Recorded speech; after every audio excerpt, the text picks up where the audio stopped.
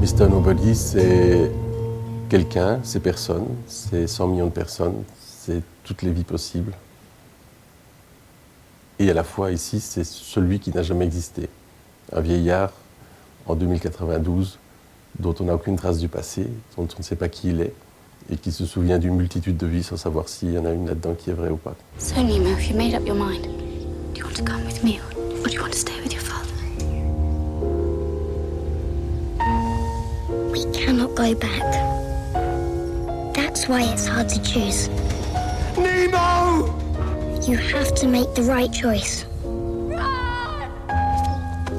As long as you don't choose, everything remains possible. C'est une histoire qui est construite comme une arborescence.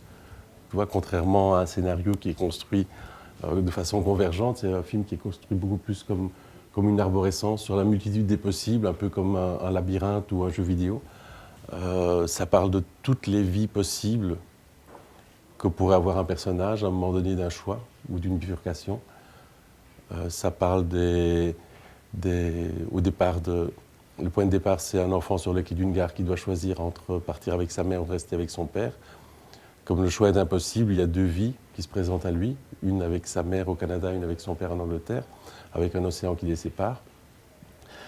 Mais ce n'est pas deux vies, en fait, parce que dans chacune des vies, il rencontre ou ne rencontre pas une fille à qui il dit ou pas la phrase qu'il faut, qui fera qu'elle tombe ou pas amoureuse de lui, et que ou pas il aura des enfants avec elle ou avec une autre. Et donc c'est le fait que au moment de cette bifurcation, il n'y a pas de vie possible, mais il y a une infinité de vies d'un côté, une infinité de vies de l'autre côté, et qu'elles sont finalement peut-être incomparables et que peut-être tous les choix sont le bon. Effectivement, dans toutes ces vies, il y a de l'amour.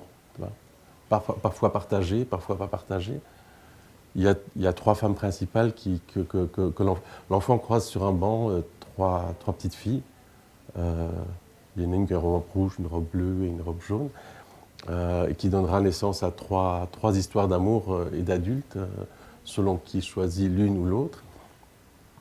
C'est aussi trois relations amoureuses qui sont dans l'équilibre ou le déséquilibre amoureux. Il s'aime, elle l'aime. Il l'aime, elle n'est pas tout à fait sûre de l'aimer. Elle l'aime et lui n'est pas tout à fait sûr de l'aimer. Donc ça parle aussi du malentendu amoureux, du déséquilibre amoureux ou de l'équilibre réciproque. Je suis fasciné en fait par l'enfance, l'adolescence, parce que c'est l'âge effectivement des bifurcations, l'âge des grands changements, l'âge des directions, sans savoir pourquoi, sans savoir où on va. Mais en tout cas, il y a énormément de choses très déterminantes, ne fût-ce que dans les premières expériences, dans les premiers amours, dans la puissance des premiers amours, dans le fait que c'est un âge où on est très proche de ses émotions. Aussi les histoires d'amour d'adolescence, c'est submergent, c'est extrêmement puissant. Et ici, les adultes vivent quelque part avec la continuation, avec une espèce de résonance de ces amours d'adolescents, soit en regret, soit en continuité, soit en manque. Hello, Nemo. I want you. I want you too. For as much as Anna and Nemo have consented together in holy wedlock, for as much as Elise and Nemo, Jean and Nemo have joined themselves to each other. Everything that you say is contradictory. Of all those lives, which one is the right one? Moi, ce qui m'intéresse dans le cinéma, c'est quand ça m'échappe. C'est vrai que techniquement, je peux contrôler. Techniquement, je peux dire, on enlève deux images, on rajoute ceci, on décale, on fait un travelling, on emploie le 50 mm, on fait un contrôle. Enfin, je peux contrôler techniquement des choses. Mais la chose qui me fascine le plus, c'est la chose qui m'échappe, c'est quand je trouve que c'est beau. Parce que quand c'est beau, je ne sais pas pourquoi je trouve ça beau. C'est comme tomber amoureux, je ne sais pas pourquoi je suis amoureux, mais je sais que je le suis. Et ça, c'est la partie qui m'échappe le plus, mais qui m'intéresse le plus. Nemo, do you love me? I couldn't live without you. You're the first and last person I'll ever love. I love you.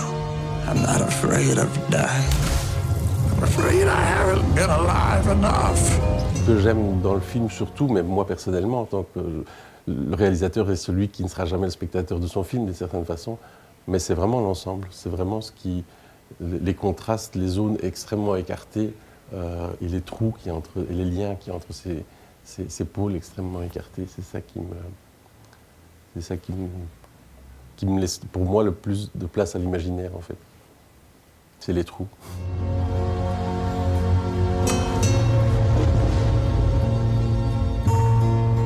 J'ai toujours du mal à écrire fin à un film. Parce que j'aime bien dans les films, c'est quand il reste longtemps en tête. Tu vois. Je pense que pour moi, le succès d'un film, c'est pas le nombre de spectateurs, c'est combien de temps il reste dans la tête du spectateur qu'il a vu, que je ne connais pas. Et bon, je peux me tromper, mais je pense que ça a un rapport aussi avec les années que j'ai mis à le faire. Que la rémanence dans la mémoire, ça a un rapport avec les années que j'ai mis à le faire.